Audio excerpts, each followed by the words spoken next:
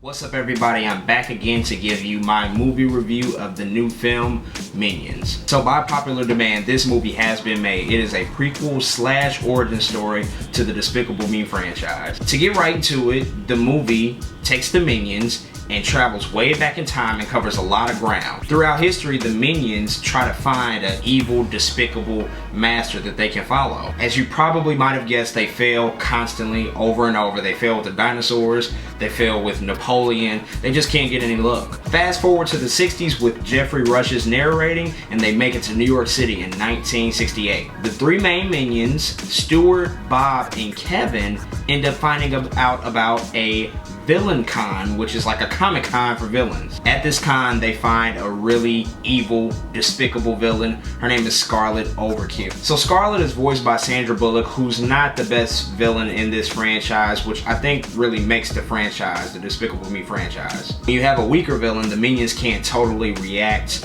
and play off of their villainry if they're not like good at being evil. So I think that's one of the film's like down points. You know, Gru isn't in the film for the most part, and he's not the central character, so you can't have the Minions play off of him, which has been the strongest point, in my opinion, of the franchise. There are some good things about this movie. I mean, come on, you got all of these Minions who are practically just adorable, and it turns into like this really kind of like epic adventure of them like trying to find their evil master, and then once they find Scarlet Overkill, just this adventure that takes like a global scale, you know, from America to London and all this in between. But like I said, I think the biggest problem is that you don't have the presence of Gru, you don't have the presence of like other, you know, really strong characters, so that kind of takes away from some of the depth of the films of the past. And you know, I understand that this was probably, you know, a film that was highly demanded. Everybody loves the Minions, they're really cool characters, ingenious creations. But for them to take center stage in their own movie, I think that's a tall task. Especially considering the fact that they don't speak much English. It's like this weird like mixture of like gibberish and blab and like Spanish every now and then,